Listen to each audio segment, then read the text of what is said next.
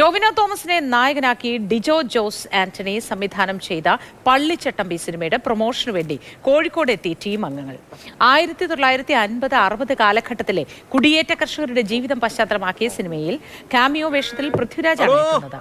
പള്ളിച്ചട്ടമ്പിയിലെ കുഞ്ഞമ്പൂ നമ്പ്യാർ പട്ടേലർ എന്ന കഥാപാത്രത്തെക്കുറിച്ച് പലരും വിളിച്ച് നല്ല അഭിപ്രായങ്ങൾ അറിയിക്കുന്നുണ്ട് എന്ന് നടൻ പൃഥ്വിരാജ് പറഞ്ഞു. 2018 മുതൽ സിനിമയുടെ ചർച്ചകൾ നടക്കുകയായിരുന്നുവെന്നും 2025 ഷൂട്ടിംഗ് ആരംഭിച്ചതെന്നും പള്ളിച്ചട്ടമ്പിയാകാൻ ടൊവിനോ അല്ലാതെ മറ്റൊരു ഓപ്ഷൻ ഇല്ലായിരുന്നുവെന്നും സംവിധായകൻ ഡിജോ ജോസ് ആന്റണി പറഞ്ഞു. ചിത്രത്തിലെ മറ്റ് പ്രധാനപ്പെട്ട കഥാപാത്രങ്ങൾ കൈകാര്യം ചെയ്ത താരങ്ങളും പത്രസമ്മേളനത്തിന്റെ ഭാഗമായി. രസമുള്ളൊരു പ്രത്യേകതയുള്ളൊരു കഥയുണ്ട് ആക്ച്വലി ഈ കഥാപാത്രത്തിന്റെ പിന്നിൽ എനിക്ക് പറയാൻ.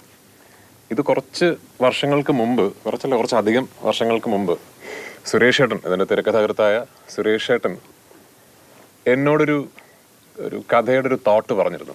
അപ്പോൾ ആ ക്യാരക്ടർ ശരിക്കും ഞാൻ ചെയ്യണം എന്നുള്ളൊരു നിമിത്തമായിരിക്കും.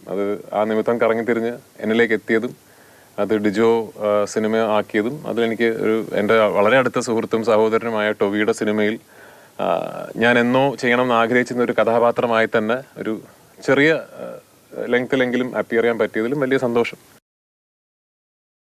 ഇത്രയും പീരീഡ് ആയിട്ടുള്ളൊരു സിനിമയെ നിങ്ങൾ ഈ പറഞ്ഞതുപോലെ ഇപ്പോഴത്തെ പ്രേക്ഷകർ ഒരേ സ്വരത്തിൽ സ്വീകരിച്ചതിന് ഒരുപാട് നന്ദി പറയുകയാണ്. എനിക്ക് ബേസിക്കലി ഓരോ ആർട്ടിസ്റ്റുകൾക്കും ഓരോരോ എക്സ്പ്ലോർ ചെയ്യാൻ പറ്റുന്ന ഓരോ സാധനം കൊടുക്കണം എന്ന് ആഗ്രഹമുണ്ടായിരുന്നു. അപ്പോൾ ടോവിയുടെ ഫേസാണ് എനിക്ക് ആദ്യം തെളിഞ്ഞു വന്നത് പള്ളിച്ചട്ടമ്പിയായിട്ട്. ബേസിക്കലി ഈ പറഞ്ഞില്ലേ ക്രിസ്റ്റഫർ സേനനെ നേതൃത്വം നയിക്കാൻ പറ്റുന്ന ഒരു നായകൻ, എന്താ പറയുക, ഒരു മല്ലൻ എന്ന് പറയുന്ന ഒരു രൂപത്തിന് അപ്പോൾ എനിക്ക് അന്ന് ടോവി ഭയങ്കരമായിട്ട് ക്ലിയർ ആയിട്ട് വന്നു.